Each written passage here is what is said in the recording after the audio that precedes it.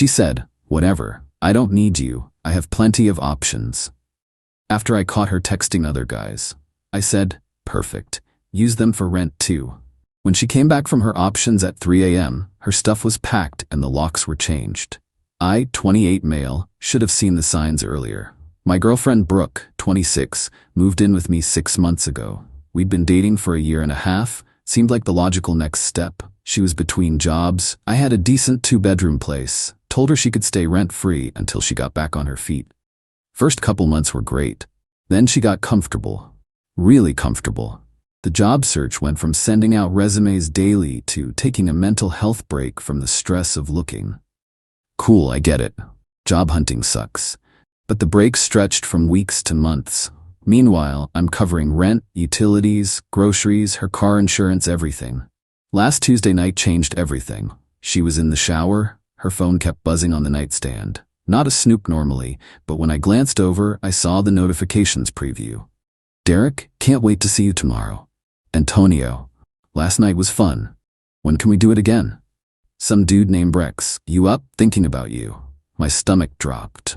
I sat there staring at her phone as more messages rolled in. Different guys, all clearly flirting or worse. When she came out, I was sitting on the bed with her phone in my hand. "Who's Derek?" Freezing with the towel wrapped around her. "What are you doing with my phone?" It kept going off. "Who's Derek? Antonio? Rex?" She snatched the phone from my hand. "You went through my phone?" "I saw the notifications. Are you talking to other guys?" Rolling her eyes. "They're just friends." "Friends who can't wait to see you? Who text about last night being fun?" God, you're so paranoid. "Yeah, I have male friends. So what?" "These don't sound like friend messages." She started getting dressed, aggressively pulling on clothes. "Brooke, you know what? Whatever. I don't need this interrogation." "I'm not interrogating you. I'm asking why you're getting flirty texts from multiple guys while living in my apartment rent-free." That's when she dropped the bomb. "Whatever. I don't need you anyway. I have plenty of options." "Options?" "Yeah, options. Guys who actually appreciate me, who don't make me feel bad for having friends, who would be happy to have me around." I sat there for a second, processing the audacity. Here's someone I've been fully supporting for months, and she's not just texting other guys, she's throwing it in my face. Me, perfect. Then you can use those options for rent too. Excuse me? You heard me. If you have all these options who appreciate you so much, I'm sure one of them would love to pay for your lifestyle. Are you seriously kicking me out over some texts? I'm telling you that if you have better options, you should explore them. All of them, including housing. She laughed. Actually laughed. "You can't kick me out. I live here. I have rights. You're not on the lease. You don't pay rent. Legally, you're a guest who's overstayed their welcome. You're bluffing. Try me." She grabbed her purse and keys. "Brooke, you know what? Fine. I'll go stay with someone who actually values me. Don't wait up." And she left. Slammed the door hard enough to shake the pictures on the wall. I sat there for about 10 minutes, alternating between hurt and anger. Then I made a decision. If she wanted to play games, I'd show her I wasn't playing. First, I checked the lease laws in my state. Since she hadn't paid rent and wasn't on the lease, she was considered a guest. Still had to give proper notice, but I had more flexibility than if she was a tenant. Then I got to work. Update 1. Brooke didn't come home that night. No texts, no calls. Radio silence. I used the time productively. Went to the hardware store first thing in the morning, bought boxes and packing tape, then systematically packed up every single thing of hers. Clothes, makeup, hair straightener, that stupid decorative pillow collection she insisted on buying with my credit card, everything. Labeled each box clearly. Brooke, bedroom, Brooke, bathroom, Brooke, kitchen. 23 boxes total. Stacked them neatly in the living room. Around 2 p.m. she texted, "Brooke, hope you cooled off, be home later to talk." Me. "Take your time. Your things will be ready." "Brooke, what's that supposed to mean?" I didn't respond. She rolled in around 11 p.m., Derek dropping her off in his Honda Civic. I watched from the window as she kissed him goodbye. Real classy. When she tried her key, it still worked. I'm not stupid enough to illegally lock her out. But she walked into an apartment that looked very different. "Brooke, What the hell is this? All her stuff was packed and stacked by the door. I was on the couch watching TV. Me your things. Figured I'd help you move to one of your better options. Are you insane? Unpack all of this right now. No. This is my home. Was. You made it clear last night you have better options. I'm just facilitating your transition. She started opening boxes, throwing things around. This is ridiculous. You can't do this. Actually, I can. I've already given you written notice to vacate, 30 days as required by law. Check the kitchen counter. She stormed to the kitchen, found the formal notice I'd had notarized that morning. Brooke, you're serious? Dead serious. You have 30 days to find new accommodations. I'm sure one of your options has a spare room. She tried tears next. Baby, please, you're overreacting. They really are just friends. Friends you stayed with last night? Friends who text you at midnight? Cool. They can be friends who house you too. Where am I supposed to go tonight? Same place you went last night. Derek seemed welcoming. Her face went red. Brooke, I just crashed on his couch. Perfect, he has a couch, problem solved. She spent the next hour alternating between yelling, crying, and trying to seduce me. None of it worked. Finally, around 1 a.m., she called Derek. On the phone, loud enough for me to hear. He's being crazy, he packed all my stuff. No, I can't stay here. Can I come back? What do you mean your girlfriend is there? Since when do you have a girlfriend? I had to bite my cheek to keep from laughing. She tried Antonio next, then Rex. From what I could hear, none of her options were available at 1 a.m. on a Wednesday. Finally, she called her sister Celia. Brooke, I need you to come get me. Yes, now, I'll explain later. Just please come. While waiting for Celia, she sat on the floor surrounded by boxes, furiously texting. I just kept watching TV, occasionally helping her carry boxes to the door. When Celia arrived, she was not happy. It's 2 a.m., Brooke, what is going on? Pointing at me. He's throwing me out over nothing. She's got 30 days notice, just helping her get a head start. To Brooke, what did you do? Nothing. I have some male friends and he's being insecure. She told me she has plenty of better options. I'm just encouraging her to explore them. Celia looked at her sister, then at the boxes, then back at her sister. Jesus Christ, Brooke. Not again. Interesting. Not again? They loaded what they could into Celia's car. Took 3 trips. I helped carry boxes. I'm not a monster, just done being a doormat. As they loaded the last box, Brooke turned to me. This isn't over. I have rights. I'll call the police. Me, please do. I'll show them the notice, explain you're a non-paying guest, and mention the texts from multiple men. I'm sure they'll be fascinated. She slammed the car door and they drove off. I went back inside, looked around my suddenly spacious apartment, and slept better than I had in months. Update 2. The entitlement escalation has been something else. Day 1 post-packing. Brooke sent approximately 50 texts ranging from "please baby let's talk" to "you're going to regret this" to "I'll sue you for emotional distress." I responded to exactly one. You have 29 days remaining on your notice to vacate. Please coordinate moving the rest of your belongings. Day 2. She showed up with Celia and 2 guys I didn't recognize. Rang the doorbell for 10 minutes straight. Brooke, through the door. Open up. I need my things. Me, come back during reasonable hours with proper notice. Brooke, it's my stuff. Available by appointment. Text me 3-time options and I'll confirm one. Guy 1, just open the door, man. Who are you? Guy 1, I'm her friend Tony. Me, Antonio from the texts. Neat. She's all yours now, Tony. Still not opening the door at 10 p.m. They left after neighbors threatened to call the cops. Day 3. The victim narrative began. Suddenly, I'm all over her social media. Friends screenshot and sent them to me. According to Brooke's posts, I'm an abusive narcissist. I trapped her financially. I went through her phone and violated her privacy. I'm keeping her hostage from her belongings. She's homeless because of my insecurity. The comments were enlightening. Lots of "you go girl" and "he doesn't deserve you." But also several "didn't this happen with Trevor too?" and "girl, maybe stop moving in with guys so fast." Day 4. She showed up at my work. Security had to escort her out when she wouldn't leave the lobby. Brooke, yelling as security guided her out. Tell him I need my laptop for job applications. He's sabotaging my career. She doesn't own a laptop. She used mine. For Instagram mostly. Day 5. Legal threats via text from some guy claiming to be her legal advisor. Pretty sure it was just Rex trying to sound official. Lots of hereby and forthwith, but zero actual legal knowledge. I forwarded it to my buddy who's a paralegal. He laughed for 5 straight minutes. Day 6. The flying monkeys arrived. Her mom called me. Mama, honey, I know Brooke can be a handful, but putting a young woman on the street?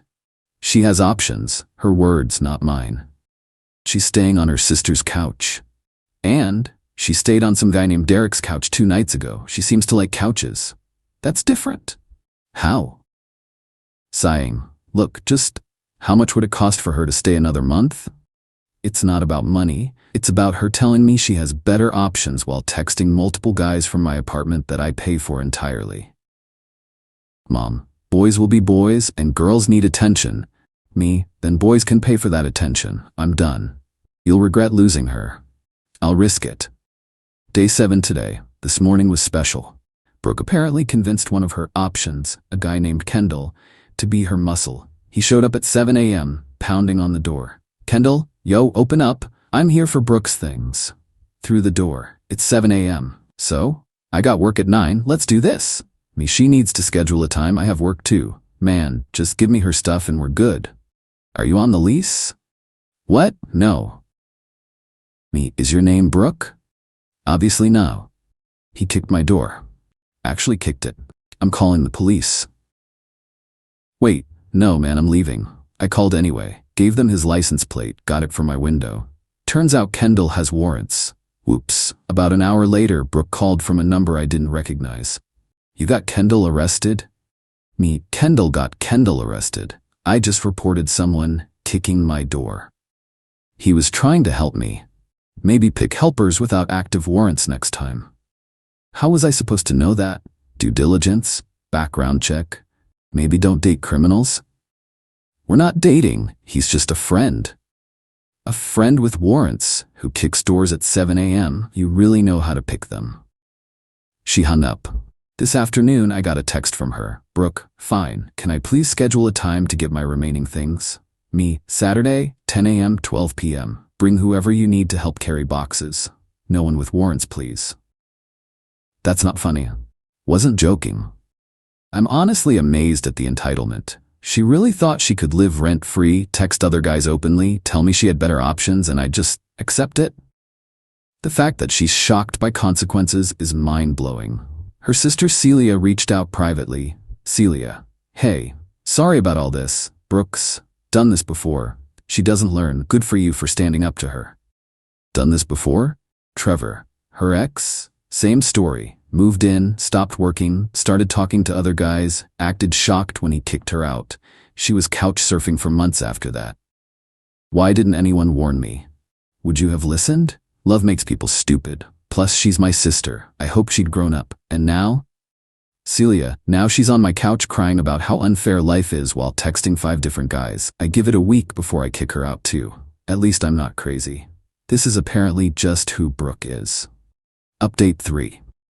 Today was supposed to be simple. 10 a.m. to noon, she gets her stuff, we're done. Should have known better. 9:45 a.m., I'm ready. Boxes are by the door. I've got coffee, planning to supervise and then enjoy my weekend. 10:15 a.m., no Brooke, I text her. Me, you're late. Alma. Still no Brooke. You have until noon, clock's ticking. Almost there. Traffic. 11 a.m., a whole circus shows up. Brooke, 3 guys I don't recognize, and for some reason her mom. One guy is driving a massive pickup truck, way too big for the boxes she has left. Breezing in like she owns the place. Okay, we're here. Where's everything? Living room. You have 30 minutes. 30 minutes? We just got here. You were an hour and a half late. Your window was 10 to noon. It's 11:30. Guy, come on, bro. We drove all the way here. Should have carpooled with her at 10 then. Brooke's mom, sweetie, can't you be flexible? We need time to check everything. Check what? I packed it. It's all there. I need to make sure you didn't steal anything. Like what? Your collection of empty Starbucks cups? Your expired makeup? What exactly would I steal? She started opening boxes, dramatically gasping at each one. Where's my phone charger? The one you left plugged into my outlet. I put it in the electronics box, labeled clearly. My hair straightener better be in here. Guy 2, babe, we should hurry. Babe, interesting. Brooke shot him a look that could kill. Clearly didn't want that slip in front of me. They started carrying boxes out, slowly, like comically slowly. Brooke was directing traffic instead of helping. Brooke, careful with that one. That has my vision board. Your vision board of becoming an influencer? The one made for my magazines? Those magazines were communal property. I have the receipts. Would you like copies? Guy 3 tried to wander toward my bedroom. Me, where are you going? Guy 3, bathroom? Me, down the hall, other direction. And why is the bathroom in my bedroom? Just checking, man. For what? Stay with the group. Most boxes are out. Brooke's doing a final sweep, clearly stalling. I can't find my grandmother's necklace. The one you pawned 2 months ago for concert tickets? Her mom's face was priceless. You pawned Nana's necklace? That's not. He's lying. I have the pawn shop receipt. You asked me to keep it so you could buy it back when you got a job. Mom, Brooke Ann? Noon. I'm standing by the door. Time's up. Whatever's not out now stays until you schedule another appointment. We just need 5 more minutes. No, Guy 2. Don't be a dick, man. Says the guy she's calling babe while she lived with me until a week ago. Real classy. Guy 2 suddenly found his shoes very interesting. Brooke tried one last manipulation. You know what? Keep it all. I don't need reminders of this toxic relationship. I'm starting fresh with people who actually value me. Cool. I'll donate everything to Goodwill. Tax write-off. Wait, no. I'm taking my things. Then take them, now. They grabbed the last few boxes. As they were leaving, Brooke turned for what I assumed she thought would be a dramatic final word. You'll regret this. When you're alone and realize what you lost, what I lost, an unemployed leech who texted other guys from my couch, I'll survive. I was finding myself. Well, you found Derek, Antonio, Rex, Tony, Kendall with warrants, and... Looking at guy number 2. Sorry, didn't catch your name? Guy 2. Lamar. And Lamar. Lots of self-discovery happening, just not job discovery. Her mom grabbed her arm. Brooke, let's go. You've embarrassed yourself enough. As they loaded the truck, I heard her mom laying into her. 6 guys, Brooke? 6. While living with him rent-free? Mom, not now. And you pawned Nana's necklace for concert tickets? I closed the door on that family drama. Final update, 3 weeks later. Thought I was done updating. But the universe had other plans.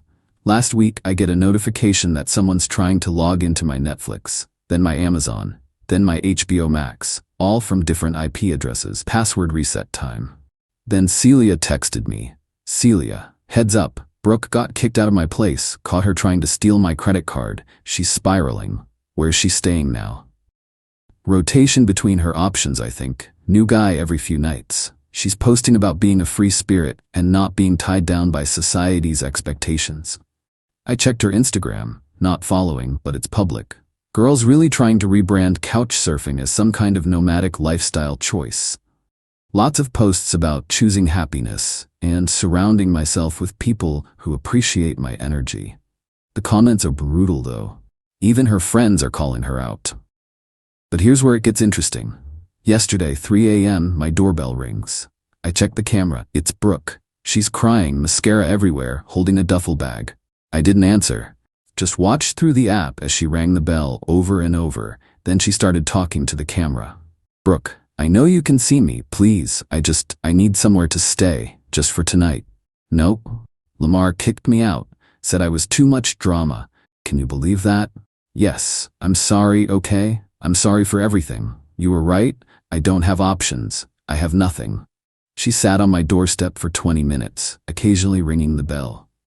Eventually, she called someone. On the phone, he won't answer. Yes, I tried. Can you come get me? What do you mean you're done? Mom, please. Fine, whatever. She left around 4 a.m., walking, with her duffel bag. This morning I get a text from an unknown number. This is Derek. Brooke gave me her number. She needs her W-2 from when she worked. Can you send it? Me, she hasn't worked since we've been together. She said she did freelance work from her place. Me. Watching Netflix isn't freelance work. Oh. You were right to kick her out, bro. She's been here 2 days and already causing problems with my girl. Thought she was just a friend? Yeah, that was beast. Sorry, man. She played us both. She's your problem now. Not for long. Celia sent me one last update this afternoon. Celia, mom picked her up from some guy's house this morning, making her get a job or she's out. Figured you'd want to know the saga ended. Is it really over though? With Brooke? Never. But at least it's not your problem anymore. She's right. It's not my problem anymore. I've spent the last 3 weeks doing whatever I want in my own apartment. No drama. No wondering who's texting her. No paying for someone who contributes nothing. Just peace. Funny thing is, I ran into one of her friends at the grocery store yesterday. She tried to guilt trip me about abandoning Brooke. I just laughed. She had plenty of options, I said. She told me so herself. The friend didn't have a response to that. Looking back, the red flags were everywhere. The job search that never went anywhere. The way she'd flirt with waiters in front of me. How she never had money but always had new clothes. The fact that she moved in so quickly in the first place. But you know what? I learned something. When someone shows you who they are, when they literally tell you they don't need you and have other options, believe them. And then let them go explore those options. All of them. Especially the housing ones. My apartment's never been cleaner. My bank account's never been healthier. And my standards for future relationships? Sky high now. Brooke thought she was irreplaceable. Turns out she was right. I'll never replace her with another leech who texts 6 guys while living rent-free off my generosity. Thanks for reading this mess. Feels good to get it all out. And to everyone saying I should have kicked her out sooner, you're absolutely right. But hey, better late than never. Time to enjoy my drama-free life. P.S. Changed my locks completely after the 3 a.m. visit. Not taking any chances. And yes, I kept all the documentation about the notice to vacate, just in case. Cover your bases, people.